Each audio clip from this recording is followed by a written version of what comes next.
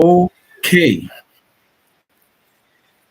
amazing, amazing, amazing. Good evening to the great entrepreneurs in this space. Good evening, good evening, good evening, good evening. How are we doing? How is everything? I trust that we are doing great. I trust that um, it's been lovely, right, throughout the week. Before you know what's happening, we're already on Friday, another business Friday. It's happening already. Um, that's quite sudden, if you ask me. Honestly. But that's what it is, right? The world moves really fast, which is why your execution has to be very fast as well. Nobody's waiting for you to count the trees or count miles. People are just hitting in right on the spot because there is an urgent need for solutions to birth. So if you actually do nothing and just stay around, you can just get up in the morning like this, and before you know what's happening, it's already noon, and before it happens, it's already evening, and the day like how did the day just sweep by like this? Yeah, that's the way the world works. So you really have to be extremely fast. Your execution has to be super fast, super fast, right? So that's just the way the world works, and it's really a big honor being here today to speak with us on a topic that has been very dear to my heart personally. Earlier, we're having a conversation today with someone, with a client, and one of the things that we talked about were the things that we will be discussing right now. Some of the things, right? Because wake me up anytime. Personally, we are we are actually up and waiting for things to run. Okay, anytime we're just up and um, just give me a second.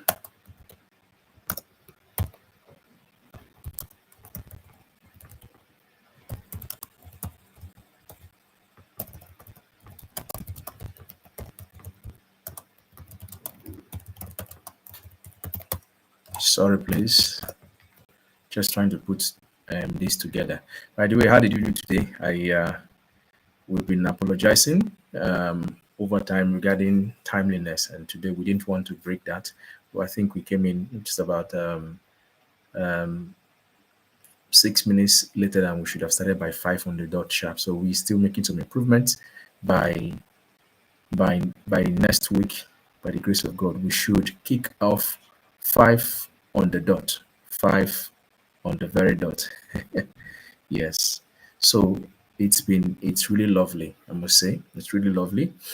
As I was saying earlier, the world is really so fast, and nobody's really waiting for you to to walk your own pace. If you are not meeting up urgently, there is really no room for you. So that's why, just like yesterday, we were on a Friday and we were discussing the David and Goliath effect.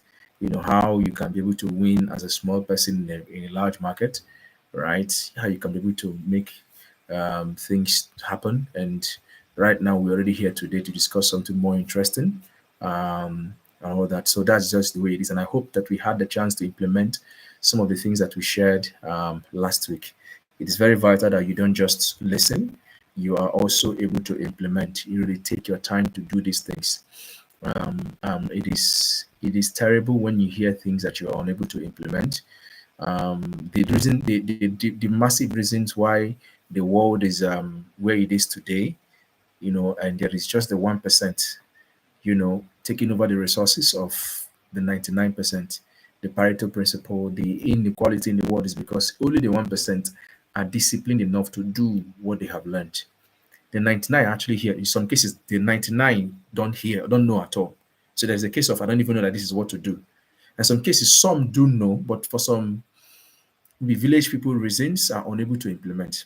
So implementation is not happening either by whatever. There's always a reason, you know. In fact, I know I personally um, tell myself that I understand personally. Oh, you couldn't do this. I get it, but the problem is that it is creating a vacuum somewhere, and the fact that it's creating a vacuum is not good. It's not good for us. So we really have to get this out of the way. So my whole point is that execution has to be extremely fast, fast, fast, fast. The world is working really fast. People want information fast. Everything is fast now, now, now. I remember some occasion where we shared, how am I going to finish this? We're like, it's about 16 weeks is too long. Hey, can you make it short? I said, this is actually the time to take to get this thing done very well. Why you want it? But well, that's how the world wants it. People actually want things done um, quite fast, right? So yes, yes. So that's how beautiful it is, right? Back to my 99% 1% thing, right? So the I think just to answer the question on the listing. So there is the 99. I mean, there is the 1%, right, that has the information and also have the execution power. Then there's the 99 who don't. Some of the 99 don't have the information, some do, but they are not unable to implement. So yes, the 1%. It's that's the way the world is survival of the fittest. Whatever gives you advantage is just what gives you advantage. So um, if the 1% has information, of course they will. I mean, nobody wants to give out their leverage, right? So they have the information, they don't want to share it, and that's why those that share it, those that have it, people like us that have it, the institute that has it, as a company that has it, we are willing to share with you, and just come and know these things. But the point I was just trying to make here is that even when people know things, actually to implement, to now start executing is not a lot. There's a lot of it's a whole world different. Say, tell me when you once you know your problem, you solve the, if you once you know your problem, you have the solution halfway. That works for in some context, but not really all the context because one thing is to know, another is for you to do. Yeah. So in summary, it is a very beautiful world, and again, it's another time for us to learn something. As I always say, knowledge, the edge you have on in knowing, right? So today, get the knowledge, get understanding we're sharing today, get it. The previous sessions, please go back. That's why it's public, it's not private. Maybe in the future we can start putting it private, but for now, every content we are putting out here, every program is going to be live for you to just always go back and take your time and just go through it and do them. Do them is very critical because it's by doing them you are able to actually get the result out of it. So let us uh, work very hard to move up right in the ladder of the 1% people who can be able to not just only have the information now. Maybe we can be the difference in 1%, but I think my I'm just speaking really because this is a very interesting question on the platform, right?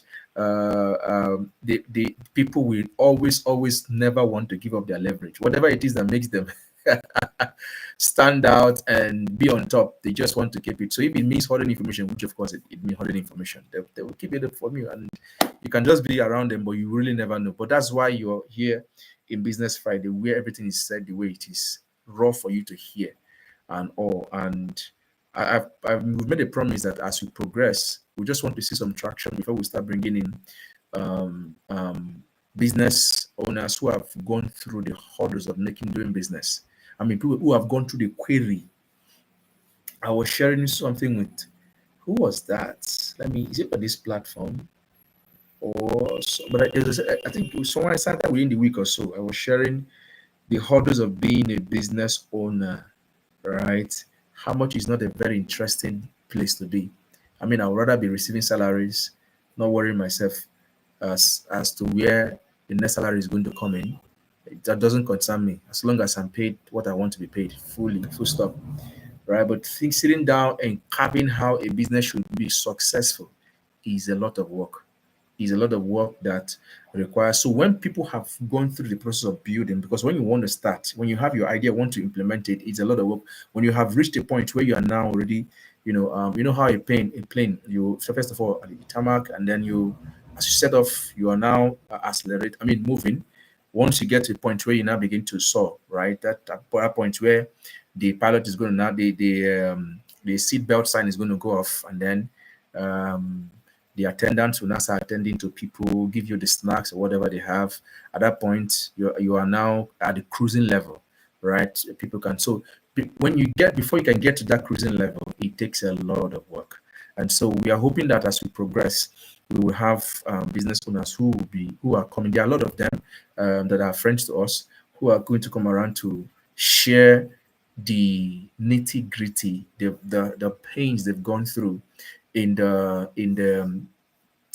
ascension process, and what it took them before they got there, so they can hear it live and all. Remember, this is Business Friday. It's a time to take your popcorn, pop it. This time around, you're not watching cinema, you're not on Netflix. You are hearing business information, you are hearing business talks.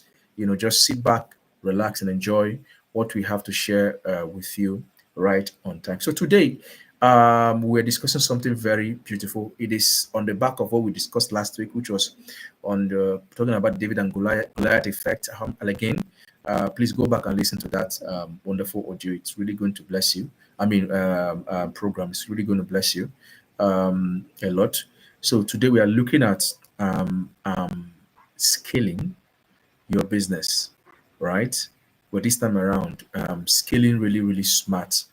Scaling your business smart. And when I mean smart, I mean I'm going to share something in it. I mean doing something in a way that gives you the sharp ended result. Yes, yes. There's something the SMART acronym actually stands for. We're going to talk about that briefly, but just want to lay this context a little bit first of all. Scaling SMART. We're talking that's what we have. What we're going to be, what we're discussing today, and so we're looking at basically how you can, build your business. That's For you to be able to attain all the growth it needs to attain without breaking the core principles or the core structures that makes your business what it is. I think a few days ago, there's an airline. I don't know if it's okay to call their name. Yeah, I won't call the name so that we don't tarnish a brand, but I will not mention the name of the airline. Yeah. So I remember taking I more like a sworn oath that I will never, ever, ever use this airline again, right? Or try to book them again for anything that they are not appointment friendly. You can't trust them. When you have an appointment, you need to catch up somewhere. They are really not reliable enough to do that. I like the fact that you have safety conscious. Other airlines, I think, are, and everybody's really trying their best not to make sure, and God's not going to allow anything to go wrong, right? But one issue I have with them is that they are scaling really well, very doing fine, growing, going international route and all of that. So at some point, I'm thinking that are you guys not really scaling beyond your threshold? Because what is good, or what value will it bring to you if you're able to be all over the place but yet not give the maximum satisfaction people are looking for? Yes. The reason people try to use airline over, air trip over land trip or whatever is that air is faster and pretty much comfortable, right? It's faster. Instead of you spending about an hour to travel to, 15 hours to travel to Lagos by road, and with all the bustle, hustle here and there and all that, in less than about 45 minutes, 15 minutes, you're already in Lagos. There's a means for that. Men have developed that technology, and people have had the means to be able to acquire it and offer it as a service, right? So if you are able to do that, fantastic, you're solving a problem. But if that place of timeliness has been taken away, then what then are you really offering? So how can I book a ticket, for example, for a 6:30, and I plan that by 9 o'clock I'm going to have a meeting and be in a meeting, and by 6:30 you are telling me, oh sorry, we are very sorry, we can't. We had some unscheduled maintenance. We're going to move it now to 10 o'clock. I'm like, for crying out loud, this other meeting I already banked on it. How am I going to deal with? In some cases, people will now have to go and look for alternative, look for another airline, just book it and just move it in their trip and all of that. So the personal issue I had while I was doing the assessment was that You people are growing, fantastic growth, but you're not consolidating very well, right? And that's on the part of that smart scaling. While you are scaling, you need to also consolidate on your existing structure so that you don't lose the core value you offer your market, right? Even while you are looking at offering more value to the market or the larger market, the room is wide for everybody to play. But while you are playing, don't lose continent. So if we know you for this is what you're offering at your small level, we're able to get these sweet things from you. As you are growing, having more expansions here and there, we should not uh, uh, we should not try to lose on those core things. It is not good. It's not good that you lose on those core things, because when you lose on those core things, those your foundational customers are going to find a way out. And if they go out, they are the best people to go and say, this is like for me now, for the experience I have now, I will never tell somebody that is going somewhere very serious. God, no, don't take those people. Oh. And I'm serious. Don't take them at all. They are going to disappoint you. They're going to disappoint you very well. Just go to these other people. I'm sure of these people. They're not as massive as these guys, but you are sure if they tell you 130, 130 is 130. There's no this thing, except that you get there, maybe you see some serious maybe weather issue. You're already seeing that the weather is really not good to fly up and all of that, and you just wait. At that point, nobody can do anything around that. But if everything is looking fine, they try their best to work on things. So yes, so I hear, yeah, maybe the feedback is not getting to them. I don't know, but I hope that they try to make some changes. So the point you're just trying to make here is that um, your scaling must not go above or must not go beneath your threshold of handling. Yeah, that's number one secret, because as you do so, you will lose a lot of gap, and it is going to backfire in a way that will not be very good. So that's why today we're discussing smart scaling, scaling smart, moving in a very smart way, right? And what is even smart? uh, I was answering this question at some point in one project we did, just talking to a set of clients, and then we were talking about smart objective, how to set a smart objective, right? And so one of the examples I gave is this: why do you call a smart TV? Why do you call a TV smart? Why do you call a phone smart? Say, I call a TV smart because it responds to my needs very effectively. I call a phone smart because it has a way it responds to my need and wants extremely effectively, right? Other than other distance, right? So effectively and very efficient. So, for example, I want um, these days I want to have a television that I could also speak to. I don't want to get out of the way and start looking for a remote. I can just speak to it, to just change some channels, or maybe to increase volume or to do some other things. I just want to sit at the comfort of my room and do that. It's a smart TV that gives you that ability now. I mean, it connects now with Android, most of them, and you can actually speak, and then the channels are changed. It happens now, and your phone too does the same thing. You have your Siri for I think for Apple today, where you can connect it, and all the devices in your house are connected to it, so you can just talk to it, and then and it just starts doing what you want. Those are smart devices and all of that. So I just give that. So you see that these devices, they are called smart. I mean, because they are very responsive to the needs and the desires of of uh, of people, right? Of users. So if you take it over to goal setting, for example, right? Smart goals simply means setting goals that are very responsive to the needs of the business. I say, yeah, yeah, yeah. It has to be extremely responsive. That is why, if you look at the SMART principle, stands for, it is more like an acronym. SMART already is a word on its own that does things, but people now also found a way to put an acronym across the letters of SMART. SMART, right? The S stands for specific, the M stands for measurable, The A stands for achievable, the R stands for realistic, and T stands for time bound. So your goals must be specific to the needs you want to address, must be measurable. It has to be measurable. It has to be sort of quantifiable, right? So that you can be able to know whether or not you've achieved it or you need to make some changes. It has to be uh, actualizable, all right, and you don't have to make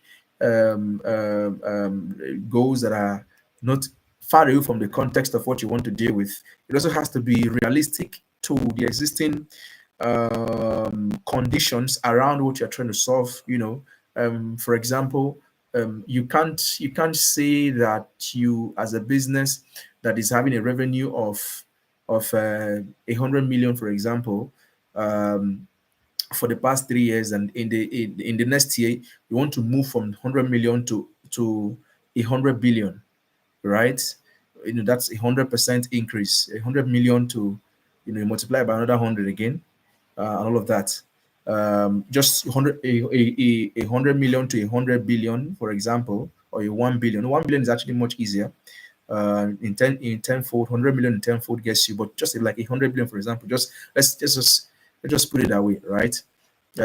Even a billion, right? Given some tenants, given some conditions, of you might see that that goal, even though it's beautiful, it's big, it's not realistic to the conditions around your business, not realistic to the structures you put in place, not realistic to a lot of things. So you may eventually not achieve it and you start feeling burned out. Yeah, and then there's a time part of it. So your goals must have a time that is touched around it. Smart goals has to be time bound. If it's not time bound, you can't know when to stop and say, hey, how have we performed? There must be a time sort of that you put into it. So those are part of the things we're just discussing. So that's what makes a goal smart. So these tenets, the smart, the specific point of it, the achievable, the measurable, achievable, realistic, and time bound. These five factors must be inside a goal you want to set, so in order to make sure that the goal directly addresses core problems within your business and is able to actually bring in solution, because that's the essence of goals. Goals bring in solution to your business. So that's, I'm not talking about that now. So borrowing the same term smart into scale now, scaling smart also requires that you look at the factors around specificity, that is being specific to the context and the structures of your business, and then being your goal setting or your entire structure being put in structures that are measurable, that you can be able to account for, right? And then you have to also look at things that are quite within the achievable framework, and then things that are realistic to your existing structure, and then there must be some level of time that you allocate around your activities and all of that.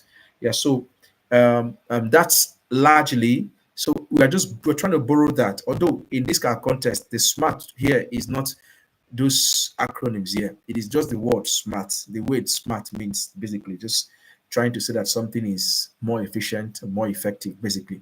Another. So we're not borrowing the each of the letters in the smart context. We're just borrowing the entire word to put together smart.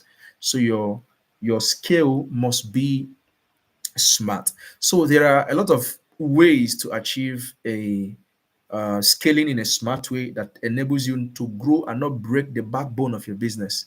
So the number one thing is, we've always been preaching it, and that is establishment of systems and processes in your business.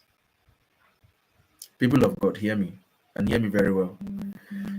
You cannot, first of all, run a good business without system and processes. And number two, you can't even scale the business without system and processes, because when you are scaling, what you're actually scaling is the framework that runs the business, which is the system. For example, so if you put in a if you put in a system for customer satisfaction, and at the point that you design it, you people have about a customer base of about 100 to 120 per month, and you want to scale your product line, by scaling the product line, you're more likely to going to have customers in, likely going to have about maybe 100% increase, for example, which is about another 120 or 100. So you're looking at likely 240 customers in a month at a stretch. If you have not established the system and the process for addressing customer satisfaction in your system at the time, right? Um, when you intend to scale, there's actually nothing for you to develop on. I don't know if you are getting the point I'm trying to make. There must be a pre-existing system and structures and processes that is on ground. Then those are what you're now going to make improvements on. So you want to scale from you want to move from solving problems for Nigerian market to the West African market. That means your customer base also increase at the same time. Now, if you don't already have a system for the core systems and processes around your business, it will be difficult for you because at that time you just could be doing it at the fresh stage and it will be challenging. So imagine that you already have a system, as for example, customer satisfaction system, a unit that receives customer inquiries, addresses them, gives them feedback, is able to effectively address 100 customers, 150 customers in a month without issue. Now, when you intend to scale to West African market, where you're going to be having like an additional 100% increase, all right, which is this additional 120 numbers in terms of numbers. What you're just going to do is to now make a few iterations within your existing system by maybe increasing the bringing in new technologies, for example, that can be able to handle more inquiries without issues, or maybe bringing in a new personnel, adding in new training. You're not doing it for as from the start. You are just making iterations here and there to be able to fit into what you are expecting, the market you're expecting. So that's a typical example of establishment of systems and processes. So it is very vital that if you desire to scale, you must already establish systems and processes that will drive your business.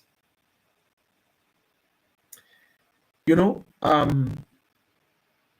you're going to feel really burnt out where everything is just done haphazardly. There is no coordinated way. And I will tell you very frankly, building system and processes are very demanding. I must be honest with you. Yes, as a startup, it is very demanding. In fact, we've had the privilege of serving large organizations, that have grown large and doing tons of business in billions. Like when you look at their end of year turnover, you see kind of billions that will making you'll be asking yourself question, what am I doing in my life? What am I doing with my life? Something like that. But as big as they've grown, you discover that a lot of things, when you now do like a process audit or systemic audit, system audit, you find a lot of gaps. You return back like, why are we having this gap at your level? It's like a time bomb. I remember having a conversation with one top management, and we were like, this thing now is like a ticking time bomb. Pam, pam, pam. In the future, this is what is likely going to happen. And if it happens, it's going to be a disaster that will can clean up all you have achieved of all these years. And there's now a pace that, oh yeah, it's still okay. Let's see how we can be able to put in these things from the beginning, build it here, build it there, build it. It takes a lot of time and intentionality to build in this. So your number one smart move for smart scaling without breaking your back or without breaking the strength of your business is to establish a viable and effective um, systems and processes that will what drive your business. You cannot not do that. It is very compulsory, right? And all of that. So I hope we've taken note of that very, very calmly. So number two thing that we are going to look at, very strongly would be an area that most small businesses really look away from. Before I started we started this live class, I mean this program. I just glanced through a movie playing at the living room, where I have my family, just relaxed and enjoying the evening. And so I just saw something very quickly, and what I was seeing was somebody who a customer came to it's a mechanic workshop, right? So customer came there to have a car fixed, and then the owner of the shop, the chief mechanic there, was speaking very rudely to this customer, very rudely. And of course, it's like, and the person that has the leverage here, which is another thing I'm going to tell you about market, let me tell you, one of the market forces, right? Um, if there's what called the buyer power, and then the seller power, for example, right? So if your buyers have more power than you, the seller, because they have a lot of cost competition, you see your leverage is reduced. But when you are the other side, the seller power, the vendor power, for example, the people who are delivering this thing are very few in a non-competitive market, or in a closely knitted competitive market, right? Um, Such cases, I think it's called, there's this language in economics. Uh, it's not, I think oligopoly or so, right? That's is like another higher level of monopoly, right? Where there are just very few persons that know themselves in the market. They determine prices. So tomorrow you can wake up and talk to the alpha. That this part, we no go sell am this week. Alpha, how you reason them now? True, nothing there. So these guys are now free. Let's just move it to. They can they can do that because it's just very few persons, who are in the market, and there are a lot of demands, and they are just making. So there's some point in your business you can be like that. Some other point you would have to be in the other place. So, anyways, that's the point I'm trying to make. But so in this context, this person, I think, was in that kind of environment where the mechanic was probably the only mechanic in the entire neighborhood. So the mechanic can afford to talk rudely to the person. I mean, if you will take the insult, you can't do anything about it, because you can't take your car and go and travel maybe in the next state and find somebody. So I'm the only person here. You have to sit down and take all that I'm lumping on you. So that was the case, right? And that happens to also be the case most small business owners usually face, because as you're starting, remember in the Goliath and David story, where we talked about how the small business is able to address smaller problems that the big people are unable to do so because of bureaucracies. Again, I don't want to digress a lot. There's a point. What is out of this part I was talking about? I think I was last week because I was in a meeting, and we were needed to make some decisions, very critical decision, and then the bureaucracies were so much. Oh, before you can implement this, you have to first of all make recommendations. Then you carry it and move to the executive committee. When you look at it, when they approve it, then you now take it and go to the general house.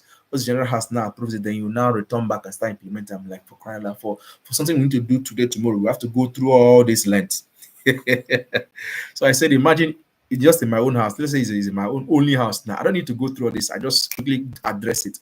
So that's the little difference between a business, big business, large organizations, and then you, the small. You can take decisions quickly and faster.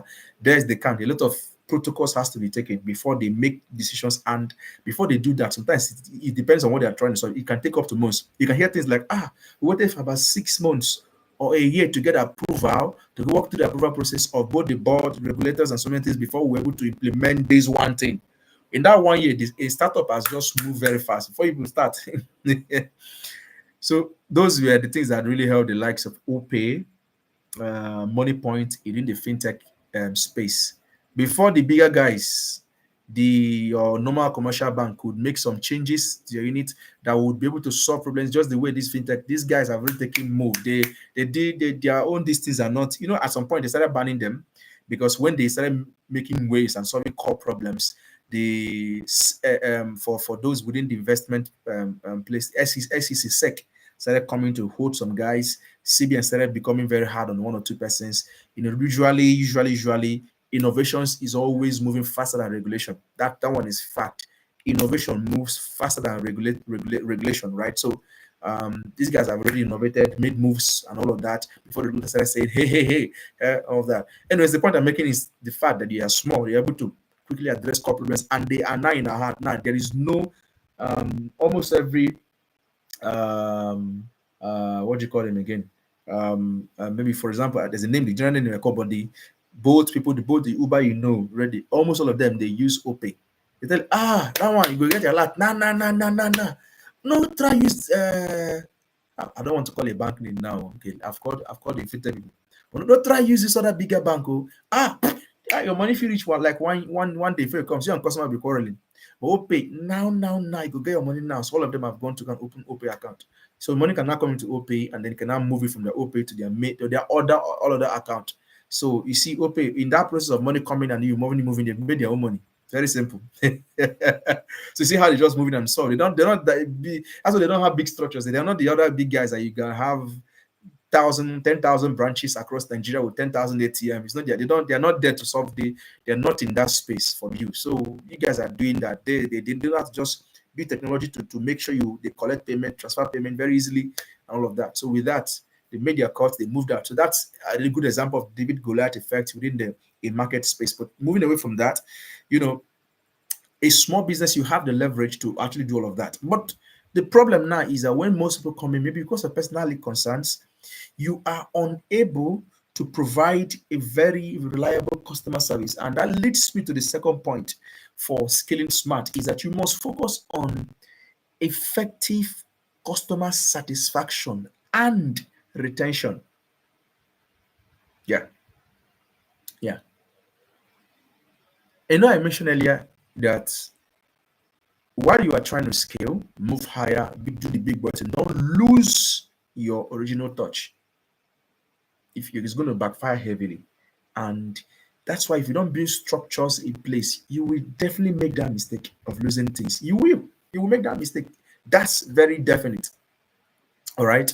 So very interestingly, we need to make sure that you focus very strongly on customer satisfaction, and retention means keeping your customers. One of the metrics of high performing business is how many repeatable business you have. In fact, if there's any, for example, a venture capitalist that want to invest in your business, one of the things they will look at, all the metrics they're looking at for is how, what's the rate of your business returns. Returns. I mean the returnable customers that are coming to come back to. What's the level of patronage you have, and what are the repeatable businesses? Yes, you actually have, because it tells them that you're doing something right. If a customer is not satisfied, they won't come back again. Yes. And that is a lot of pain to me personally when somebody goes back and say, Kai, these people, I will never, ever, ever. We are speaking to somebody today and we said, we are here to take away your headache. So that's what we are here. Is it a headache I have in all these things? I don't know how I'm going to navigate. That's why we are here for you. To take off that headache from you, right? And so that you can have the ease to live your life and achieve your goals. You can't be with us and still be having headache. These guys, I thought I had people, right people, but they are not there.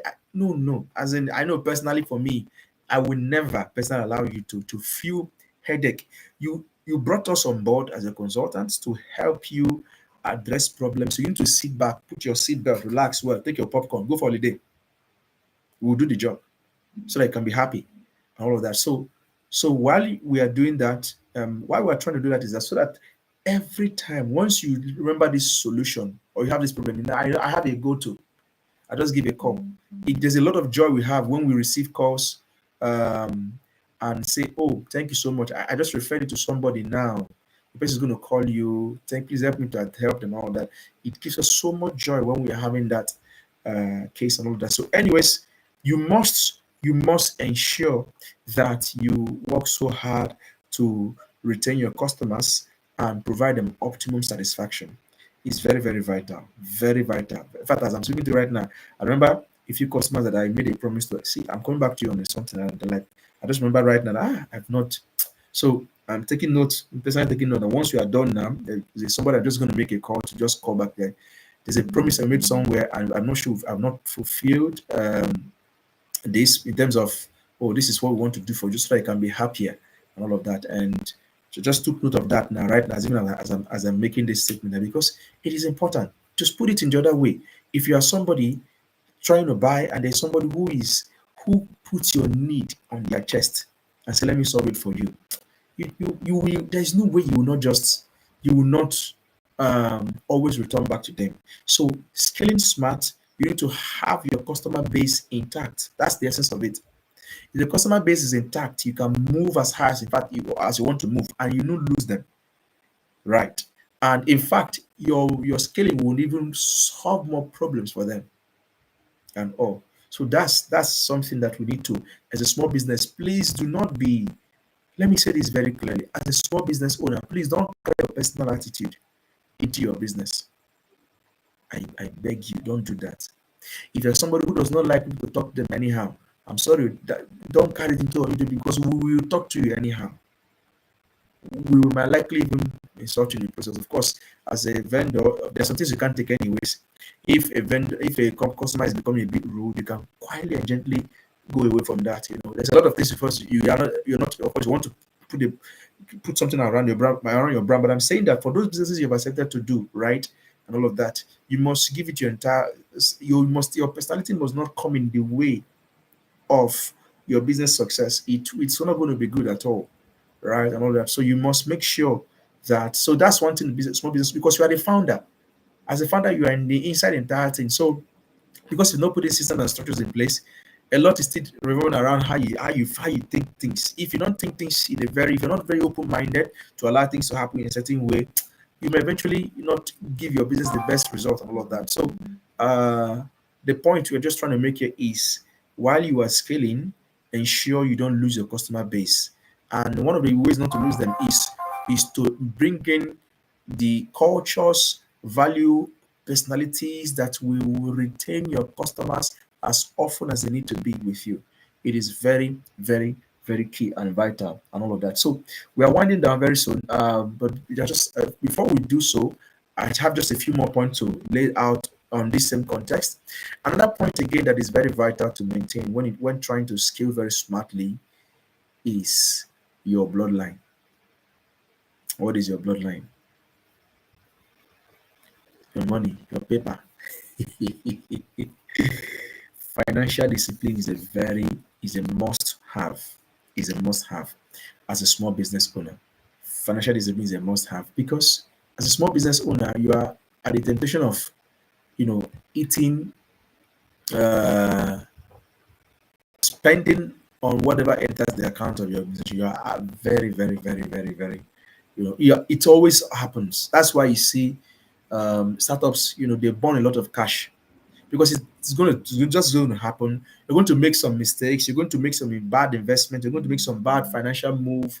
Uh, um, you're going to make some financial moves. You're going to do certain things that will not augur wealth properly. These things are just going to happen. It's bound to really really happen. So, in order to make sure that you are secured, you need to have a very strong financial management structure or financial discipline.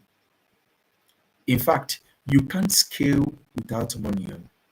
Let me put it in context. My brother, my sister, you cannot scale without what? Money. Is not possible. You want to increase your process strength to this to that. It requires money. You're bringing in new talent to your system. You have to pay them. You want to get this technology to work. You have to pay this technology. You have to maybe increase your marketing visibility. You have to pay for it.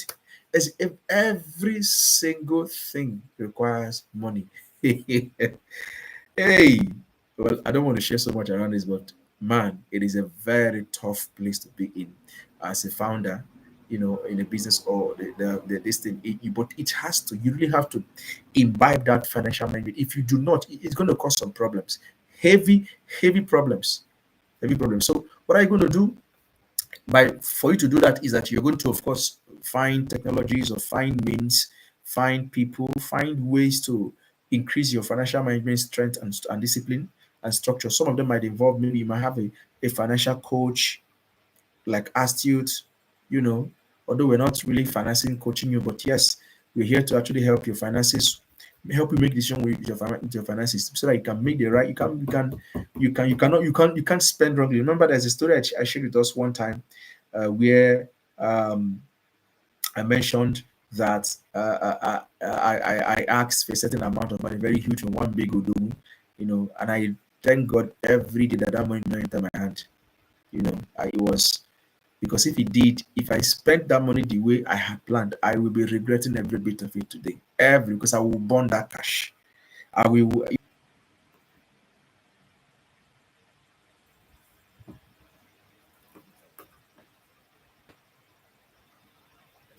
Okay, we are deeply sorry about that connection issue. Um, it is again a wonderful thing in this part of the world. While we are addressing penetration issue, um, internet penetration issue, like I said, we are going to still look at how to look at internet connectivity and strength. It's something that is very vital. So, a small business like you is just going to find a way to address that. Yes, we really need to address that because I mean, our smart technologies are really banned, are really banking on internet connectivity. So, the means internet connectivity is a must have. We really have to have very strong internet connectivity to be able to do use a lot of things that we're building today. So um, that's some of the things that we need to like work on basically and all that. So, anyways, back to our point. So your financial discipline will be very vital. Please, you can't. In fact, if you're going to scale and you require funding, anybody that's going to fund you must uh, look at your financial performance so that they can know if you have the certain kind of bloodline that they can build on. Look at your financial records to see how disciplined you are. Because somebody would like to put in money in a place where somebody's going to burn it, buy a yacht, buy a private jet, live large, get a big house, big mansion at Lekki, at VI, at VGC, at Wuse, I mean, at Metama, Gozape, all of those big hot places in the most nice cities in Nigeria. And of course, maybe go to Joburg, buy a property there, right? Nobody wants to do all of that. People are making investment because they see potential in what you're doing. So they need to look at your financial record to see that you are not reckless with money. So it's important that you build your book. Anybody also wants to, loan you, right? You need to also make sure that uh, you are available to I mean your financial records are fully available, right? Your financial records are intact rather, so that you can be able to convince them that this money will be spent well and they will return get their money back, including the interest on the money. So all of these things are the metrics that you really need to look into very well. So your financial discipline is a must have. And then finally, but not the least for this on the topic is you need to have a very strong team. You need to build a very strong team. Yes, your company is as good as the team that is behind it. Yes, and you must. In fact, two things, two in one basically. Um, your team must be very solid. Your leadership must be top notch. Your head must be thinking well. Their head must be thinking well because if their head isn't thinking well, they will make terrible choices, terrible decisions that will affect the entire business. That's why I told you people to be CEO is not easy. Oh. CEO, this chairman, group managing, no, group executive director, board of director, all of those fantastic things. It is a beautiful name, but it's not easy because you are see if the business is successful, it is on the back of how good your thinking is. If it is also bad, it's also on the back. So you need to look at it from that point and see that the way this business looks is how my thinking is. If this business is very good, it means my thinking is right. If it's not good, it means yes, this is what I tell myself. I'm fortunate to be in that position today, and I tell you, some days can be wonderful. Some days you just wake up and you're angry because bills, bills yakba for business side, at home to home front to bills yakba, and you look into the pulse, say, Jesus. At that point, you are. In fact, if you look at me, I'm sure you must have seen me being a bit distracted. I'm just looking at some messages, and I'm like, it is well. Let me finish. I'm going to attend to it because a lot of every single moment you must be making smart choices, critical moves. It's like a chess game. It's not. I want this. You get. There's a lot of not you have to fix here, do here, just trying to make sure. the boat is running fine, everything is working fine. It is a tough place to stay in. You are calculating, you are making do mathematical moves. Oh, this is in salary, this is what we have now. It's going to burn out so and so. How are we going to you're making moves consistently in all that so that the business survives. There is life everywhere. And also it comes from very quality leadership. It also comes from having a very sound team that is very good. So that also boils down on how your recruitment process is. How you recruit people, how you onboard people is very critical. See, recruitment and people on board, it's very, very critical, right? Try your best to get the best heads to be within your business. Try your best. Sometimes getting the best heads may not even require you paying huge salary. Yes, I'm just giving one small tip in you as a small business owner.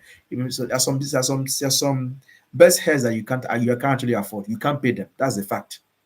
But you have to bring in something else on the table that can interest them to well enough to bring their 100% to you. Yes, yes, yes. So your currency all the time is not always money. A lot of relationship you have to leverage, a lot of stuff things you have to leverage most times to get the ship moving. You really have to. So you can't play with strong team, you can't play with leadership. These two, you see, these two things, they are very vital. It's supposed to be two different topics, but I have to lump it together, right? So that we don't also stay so much and go beyond our accrued time, right? So scaling is a beautiful thing. In fact, the proof that you are alive is that you are able to scale. You move from point A to point B. But in your scaling process, you must not do without these four things. Number one, your systems and processes, they must be intact. You must put them in place, and make sure that none of them is falling off, right? And then your number two, very vital, very interestingly, you must make sure that you have a very strong structure for satisfying, managing customer relationship, right, and satisfying their requirements and building a very strong relationship with them so that you can retain them as much as the business would need, right? Very vital. These things must be done.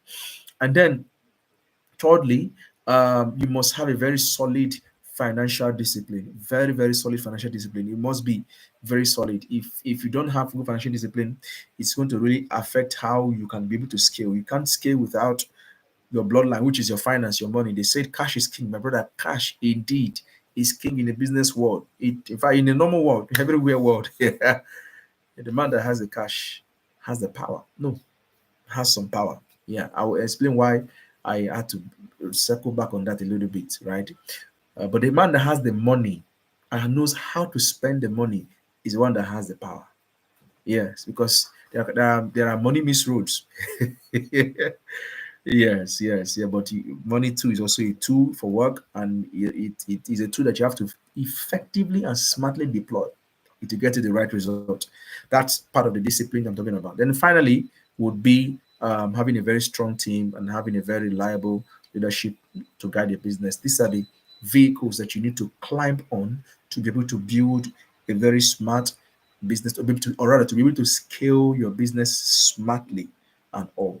I hope these points are very well taken and we've put them thoroughly in place, right? So thank you so much. I'd like to hear comments on the comment section to know your thoughts on some of these things. I'd like to hear you. So go ahead, pour it in. Go ahead, pour it in. Go ahead, pour it in. Go ahead. Go ahead, please pour it in. Go ahead. All right, all right. Okay, okay. All right. Thank you so much, everyone. Okay, it's been lovely, right? It's been lovely. It's been lovely. And of course, even after now, when you've seen this video, I mean, when you are looking at this, watching this program at your own personal time, when you have some comment, please drop it there. And our team will, a member of our team will ensure to reach out and get that feedback from you, and then we can be able to answer these questions or maybe any concern you may have. Right? It is beautiful to scale. We are a pro scaling, but scaling must be done tactfully so that it can achieve the result that you need, which is the smart moves you need to make, the smartness around it now. Okay. I hope this session has been very insightful and excitement as well. If that is, please on the comment, please those put your comment in the comment section. Let us know, and that will help us to really keep improving on what we do. So it's once again Business Friday, and it happens every Friday. We are all here to speak to you. So tune in your channel. If you don't subscribe, if you've not hit the subscription button, please subscribe so that whenever we come live, you know. Also hit the notification bell so that once we come live or once we drop anything on the platform, you can be the first to know and you come there and eat all that we have for you. Astute Business Consult is your go-to. And one must also we encourage you, please visit www. I hope the W is complete. Or HTTP. Just visit Astute. Just type in your Google search Astute Business Consult, right? Type it.com. Just type it. Astute Business Consult will come together, then .com. Just type it. It will take you straight to our website. There's a lot we have for you there. And whenever you see anything that you like, you always see a navigation button that you can be able to talk to us. So just tick one of them. In fact, there's an icon, a WhatsApp icon that following you any place you're on the site. If anything just touch you, just just click it. You talk to us there. You get right to us, and we're going to give you the immediate feedback that you want. So we are at your beck and call to serve your business the best way that you want. So please do well to reach out to us, and we are more than eager and our position ourselves to become your best partner in this journey of business success. So thank you once again. It's Business Friday, and see you same time, same